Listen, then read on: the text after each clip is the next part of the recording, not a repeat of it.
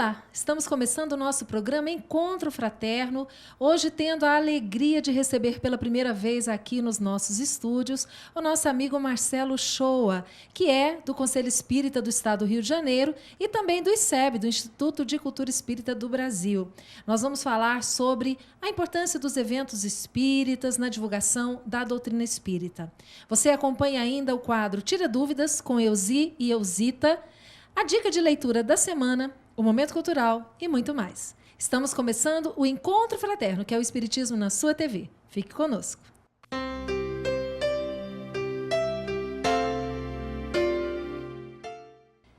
Hoje, então, nós estamos muito felizes porque temos aqui ao nosso lado o nosso amigo Marcelo. Marcelo, bem-vindo a Goiânia, bem-vindo ao programa Encontro Fraterno. Estou entre amigos, me sinto entre amigos, é um prazer estar aqui no seu programa. E o Marcelo realmente é um amigo já de muito tempo, que está conosco aqui em Goiânia durante o Carnaval, né, Marcelo? Marcelo e a Regina, eles vêm, sempre estão colaborando conosco na transmissão de eventos. E eu queria começar falando sobre isso, Marcelo. Como é que você avalia a importância de eventos como os congressos que são realizados aí pelo Brasil afora na divulgação do Espiritismo? Como sendo de suma importância. Na verdade, Ivana, quando nós começamos um trabalho de web TV, né, eu sempre cito isso porque acho bem importante. Quando estávamos junto com o professor César Reis, no Instituto Cultura Espírita, para nós montarmos o trabalho de como é que seria, né, o processo de transmissão web, isso para falar da importância da divulgação, né? O professor César Reis confidenciou para a gente um momento em que ele esteve com o Divaldo Franco num congresso, e nesse congresso ele disse assim, olha, mais tarde o Dr. Bezerra de Menezes gostaria de ter conosco. E num data-hora acordado lá entre os dois, o professor César Reis foi até os aposentos, o quarto onde o Divaldo estava, eles então leram uma página do Evangelho, Divaldo pediu para que ele fizesse uma prece, e durante a prece, o professor confidenciou para nós que ele sentiu um cheiro de éter muito forte no quarto do hotel, um barulho de carruagem, né? E aquele barulho cessou e Divaldo, em particular, deu passividade ao Dr. Bezerra de Menezes, que dialogando com o professor César Reis, dentre os vários assuntos, disse no aspecto da divulgação mais ou menos assim, o Espiritismo está na sua quarta fase. A primeira fase foi a fase dos fenômenos. Os fenômenos de Hydesville, todo aquele conjunto de fenômenos que deram origem, inclusive, à segunda fase, que foi a fase da codificação da doutrina espírita. Quer dizer, o professor Denis Arrivaio, né, conhecido por nós por um pseudônimo, Allan Kardec, percebeu que existia muito mais do que simplesmente objeto de entretenimento, porque mesas não têm cérebros para pensar nem nervos para sentir. E aí surgiu a segunda fase da doutrina espírita, que foi a fase da codificação. Depois disso, o Dr. Bezerra de Menezes, em psicofonia particular para o professor César Reis, disse o seguinte, depois dessa fase, a fase da codificação da doutrina, surgiu uma terceira fase, foi a fase da dúvida. Será que é isso mesmo? Hoje não há mais dúvida, estamos na quarta fase, a fase da difusão da doutrina espírita. E disse ele mais, precisamos utilizar os instrumentos de massa na propagação da Boa Nova. Então, atividades como congressos, seminários, entrevistas como essa, que vão por vários canais de comunicação, pela web, por satélite, elas estão, a nós nos parece, altamente alinhadas com uma proposta que é do plano espiritual superior. E que a nós, então, absorvendo essa proposta, nos cabe participar de forma positiva. Então, avalio, né, por minha vez, congressos, seminários, tudo que o movimento espírita promove no sentido de dar luz ao cristianismo, essa luz é, sem dúvida nenhuma, a reencarnação, a gente considera muito positivo. E você falou um aspecto importante, não é? Porque um congresso espírita, por exemplo, que várias federativas organizam, instituições diversas, não somente as federativas, não é? Organizam aí por todo o Brasil, além daquele público presencial que comparece ao evento, existe um grande número de pessoas que acompanham esse evento pela internet. não é? E eu me recordo, quando nós iniciamos aqui em Goiás, o nosso trabalho de transmissão do nosso congresso, isso há 12 anos, quando nós trouxemos a proposta pela primeira vez, as pessoas achavam que era um sonho, não é? Diziam, mas isso é muito difícil. E nós dissemos, não é difícil, não é? Nós podemos fazer. E nós temos observado o quanto o número de pessoas cresce a cada ano. E eu não sei se vocês sabem, mas o Marcelo e a Regina, eles estão conosco aqui em Goiás, em todos os carnavais, no nosso congresso, fazendo a transmissão. Como é que você vê isso, Marcelo? A importância dessa transmissão dos eventos espíritas para que ele alcance um número muito maior de pessoas? A sua pergunta é bem oportuna, né? A gente, na verdade, vem para cá, né? Para Goiás, beber da fonte, porque o Rio de Janeiro ainda é um bebê nesse aspecto, né? A gente está organizando o nosso 3º congresso. Mas o que a gente pode observar, quando a gente olha as estatísticas, né, do Congresso de Goiás, e o último nós tivemos mais de 33 mil ouvintes, espectadores na internet. A gente mede por ponto. Então você mede um ponto, que seria um ouvinte, potencialmente ali você pode ter uma família inteira assistindo a uma transmissão, mas a gente conta como um só. E nós tivemos, desse ano que passou em Goiás, no Congresso de Goiás, mais de 33 mil espectadores. Quando a gente observa, que a gente olha a análise que o Google faz, né, por pontos específicos no planeta, a gente encontra lugares interessantes como Emirados Árabes, Japão, vários países da Europa, e um dado também bem interessante, porque dos 33 mil ouvintes, quase 8 mil espectadores são do estado de Goiás. Então são as pessoas que, por motivos que tais, não conseguiram estar presentes no encontro, um encontro que tem mais de 4 mil pessoas, mas quando a gente olha o espectro de abrangência do evento na internet, ele tem um número enorme. E depoimentos, sabe, Ivana, de pessoas que dizem assim, olha, eu estou tetraplégico, sem nenhuma condição de locomoção, mas eu estou aqui bebendo da fonte, eu estou emocionado. Quando eventualmente Goiânia chama um expositor como Alberto Almeida, o próprio Haroldo Dutra, e eles fazem colocações assim muito oportunas, muito felizes, e as pessoas estão vivendo problemas familiares graves, e elas estão ali vibrando com aquela palavra, e elas então colocam na ferramenta de chat, ao lado ali da transmissão, o seu depoimento muito feliz, chorosas e ao mesmo tempo felizes, né? Pessoas que dizem assim, eu estou no país XPTO e aqui está 6 graus abaixo de zero, mas meu coração está muito aquecido com a palestra. Então a gente observa assim a dinâmica e a abrangência, mesmo nós que estamos, assim, de certa forma, envolvidos diretamente com o trabalho, a gente ainda não consegue calcular de fato o alcance, a proporção que o trabalho toma. Então a gente fica mesmo bastante contente, bastante feliz. Nós estamos então conversando com o nosso amigo Marcelo Shoa. Nós vamos para um breve intervalo. Antes você confere a dica de leitura da semana. E nós voltamos daqui a pouquinho. Fique aí.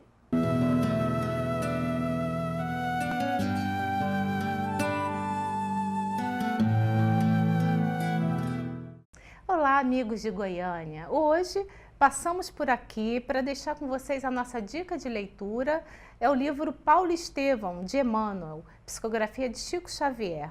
Esse livro ele conta a história de Paulo de Tarso, um dos primeiros perseguidores do cristianismo, e fala sobre a sua mudança de comportamento quando ele se encontra com Jesus. Então, um ótimo momento de leitura, de estudo, de aprofundamento e de reflexão para as nossas vidas.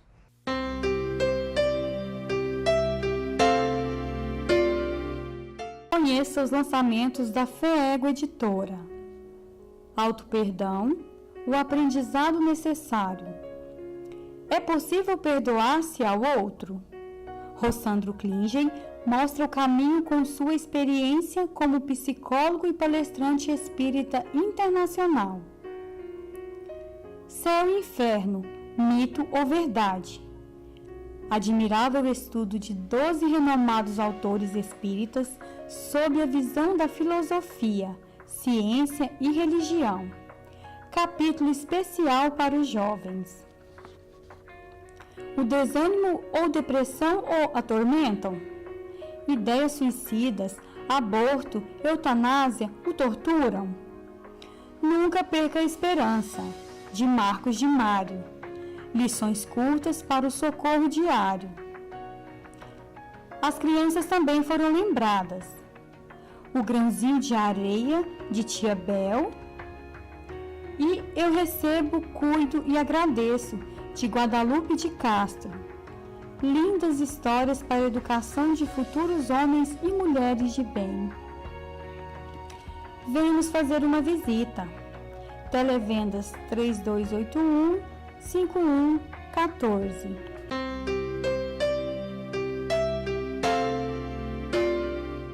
Estamos de volta hoje com um bate-papo muito interessante com Marcelo Shoa, ele que é do Rio de Janeiro, do Conselho Espírita do Estado do Rio e também do ICEB, o Instituto de Cultura Espírita do Brasil.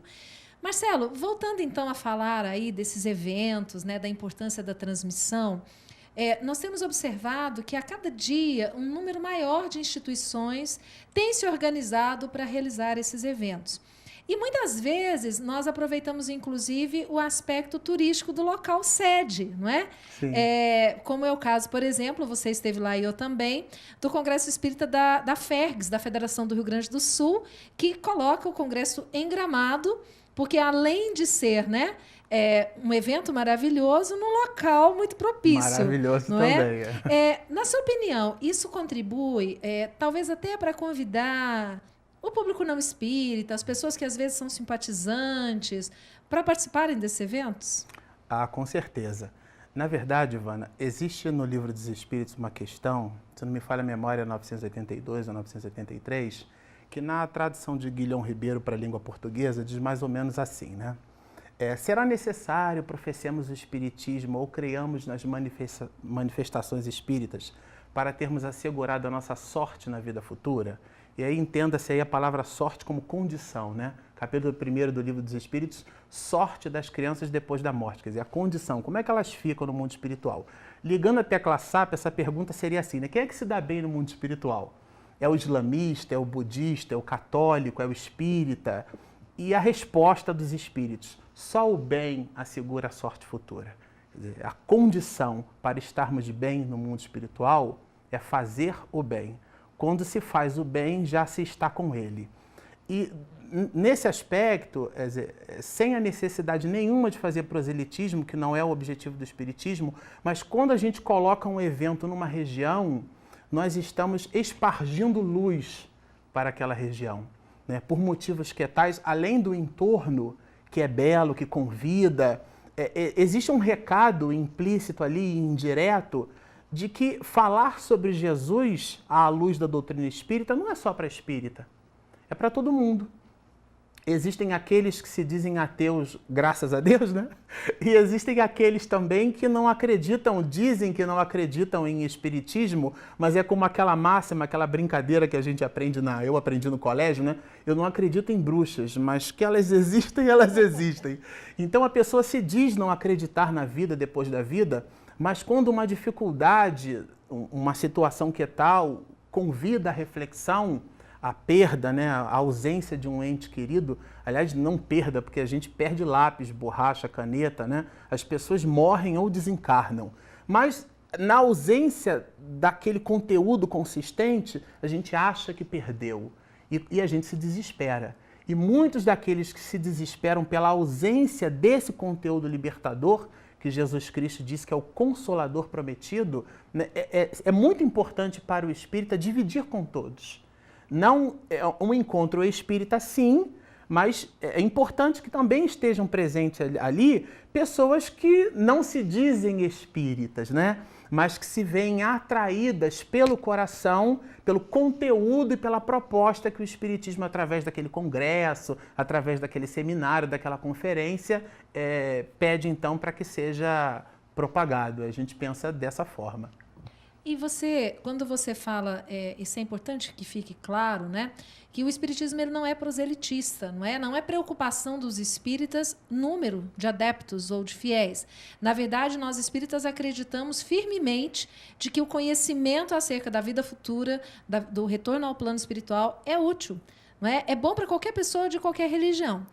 Nesse sentido é que nós dissemos, né, da importância desses eventos que atinjam esse grande público.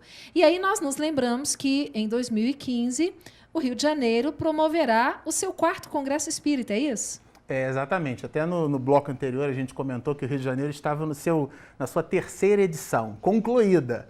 Mas nós vamos para a nossa 4ª edição, que é o 4º Congresso Espírita, né, do Estado do Rio de Janeiro.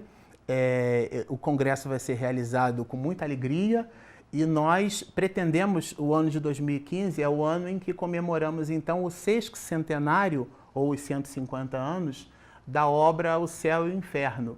E a temática central versa sobre esperanças e consolações. Essa é a ideia do Rio de Janeiro, de abordar justamente essas questões do Consolador prometido por Jesus, porque o Espiritismo, no nosso entendimento, é o Consolador prometido.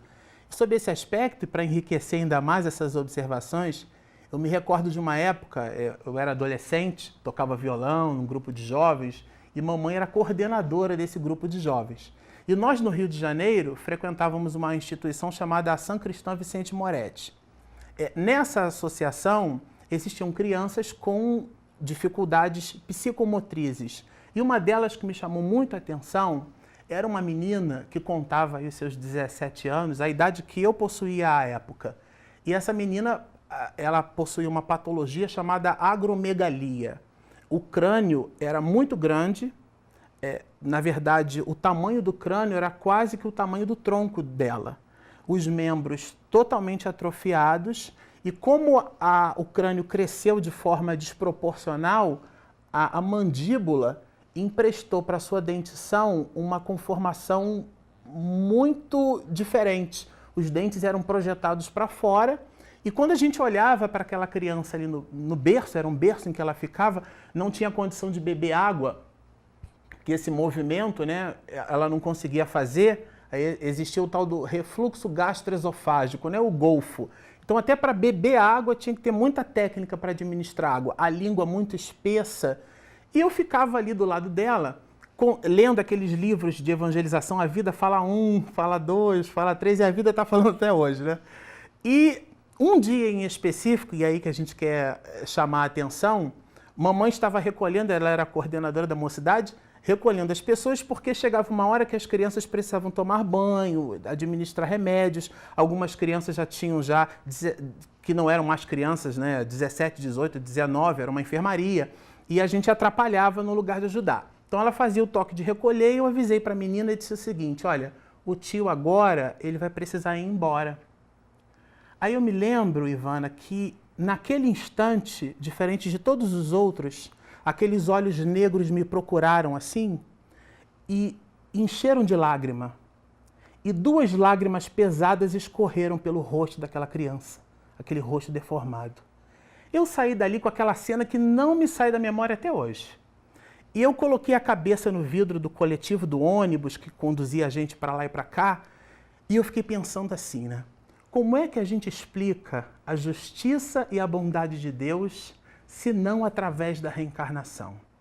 Eu, com 42 anos de idade, vou fazer ainda, não conheço nenhuma religião e nenhuma proposta de vida na face da Terra que consiga explicar que Deus é justo e bom sem o pilar da reencarnação. Então, sob esse aspecto, a temática esperanças e consolações, nessa abordagem, nessa análise reflexiva, a meu parecer, tem tudo a ver com a necessidade do século XXI em entender Jesus. Pois é, o tempo corre, nós vamos novamente para um breve intervalo. Você acompanha o quadro Tira Dúvidas com Euzi e Euzita e nós voltamos daqui a pouquinho para mais bate-papo com o Marcelo. Até já.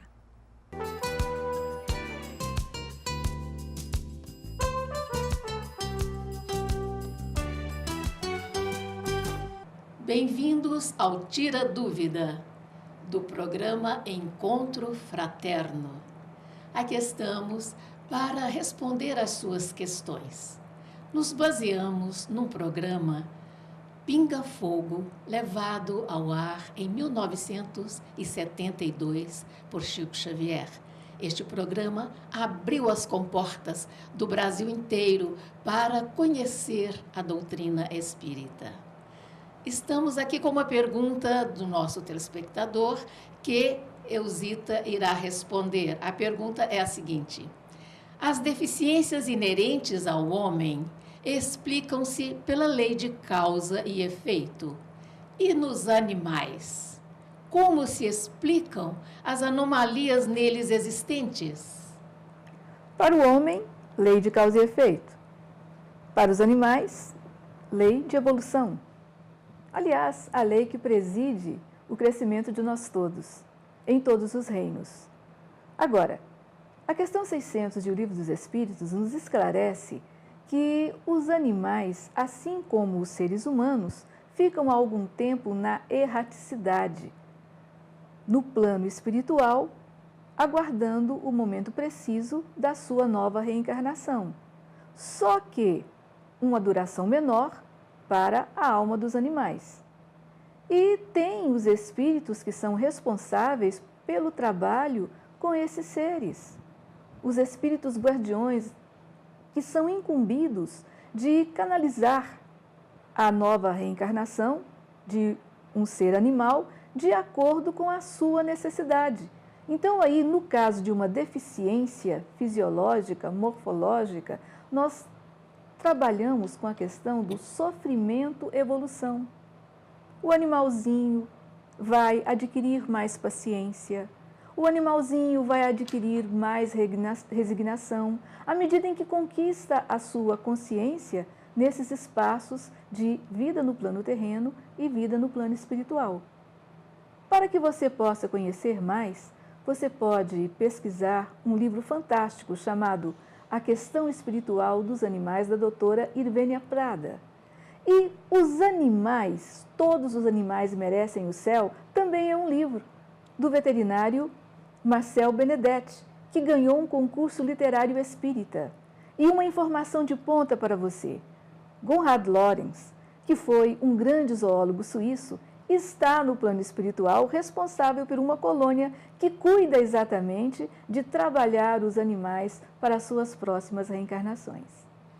E você que está querendo saber mais, veja o endereço aí na nossa telinha, tiradúvidas@fego.org.br. Muito agradecida pela atenção e até a próxima semana.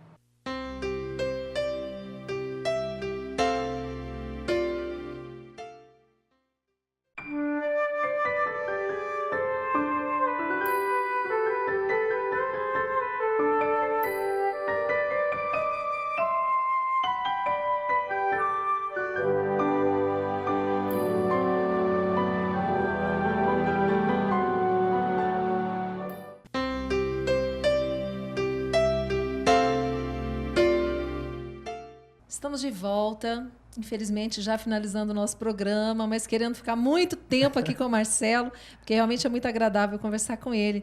Marcelo, mas nós estamos falando tanto de eventos, de congressos, e nós sabemos que o Congresso do Rio de Janeiro, além de ter, não é, esse detalhe de ser no Rio de Janeiro, com o cartão postal do nosso Brasil, eu queria que você desse mais informações sobre o evento, quando, onde, quais serão os palestrantes, para que a gente possa convidar os nossos irmãos a participarem. Ótimo. Nós estamos aqui, né, no estúdio em Goiânia, bebendo da fonte, porque, na verdade, o Rio de Janeiro, como dissemos, é um bebê perto do estado de Goiás, no que diz respeito à construção de congressos, né? Essa é a nossa 4ª edição, é o 4º Congresso Espírita do Estado do Rio de Janeiro. Nós realizaremos as nossas atividades à margem da Lagoa Rodrigo de Freitas, né, no Clube Monte Líbano. E o evento vai acontecer no ano que vem, quer dizer, agora em 2015, nos dias 11, 12 e 13 de outubro de 2015. E contaremos assim com uma bateria, vamos dizer assim, de palestrantes, né? Um grupo muito bom de oradores espíritas, consagrados no movimento espírita nacional e internacional, né? Sejam eles o próprio Divaldo Pereira Franco, ele estará conosco, e inclusive estivemos na Mansão do Caminho há pouco tempo, e o Divaldo concedeu uma chamada, nós gravamos com ele uma chamada, né? E a gente brinca que é o nosso garoto... propaganda. Propaganda, pois é, o garoto propaganda. E eu acho que ele gosta, porque com 87 anos de idade, com esse vigor que ele tem, né? Tem tudo a ver com ser chamado de garoto propaganda. Mas além do Divaldo, nós também contaremos com Alberto Almeida, com Haroldo Dutra Dias e com o próprio presidente da Federação Espírita Brasileira atualmente, que é o César Perry, também estará conosco o ano que vem. E para as meninas, nós teremos a Sandra Borba e a Sandra... Della Pola, sobrenome diferente. Duas Sandras. Duas Sandras, são charás.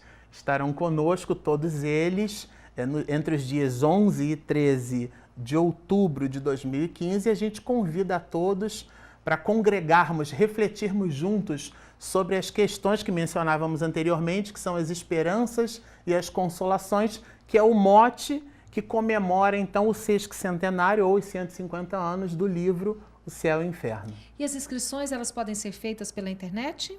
Sim, as inscrições estarão liberadas para serem feitas pela internet a partir do dia 2 de fevereiro de 2015. Aliás, o grupo que monta o congresso está ávido pelo início das inscrições, porque a gente já vem planejando o congresso já de algum tempo, mas a nós nos parece que quando a gente abre as inscrições é como se a gente desse engrenasse a primeira marcha para o carro efetivamente partir, né? Então, a partir do dia 2 de fevereiro de 2015, as inscrições ficam abertas no portal do CERJ, cujo endereço eletrônico é cerj.org.br/congresso. Que bom, maravilha. Marcelo, uma alegria conversar com você. Esperamos que você esteja sempre conosco aqui por Goiás, dando aqui a sua contribuição, que o Marcelo e a Regina contribuem muito para o nosso trabalho aqui da Federação de Goiás. É verdade, a gente agradece bastante o carinho. Em Goiás a gente se sente assim mesmo, de verdade,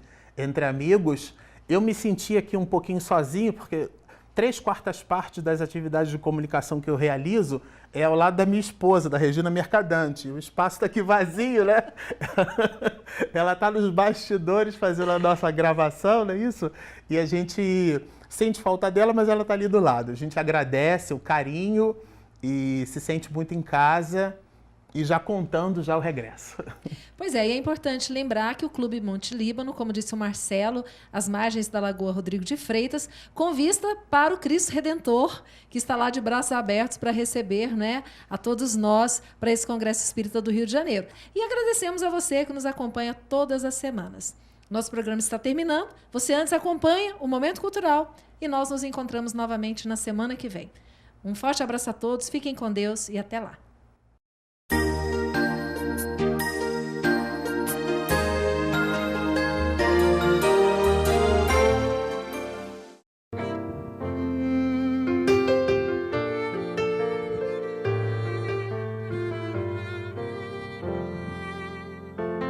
Transição global no planeta azul, regeneração pelo amor e paz. Sinta em você a transformação, consciente sol que a bondade faz. Descem lá do céu anjos de Jesus, querem renascer livres entre nós, guias que serão bússolas de luz, mensageiros sim, nossos bons faróis, viver na pura essência que traz a boa nova, fará da nossa terra jardim que se renova. Seja o começo, mude agora, todos unidos, sonho que aflora. Seja o começo, mude agora, todos unidos, sonho que aflora.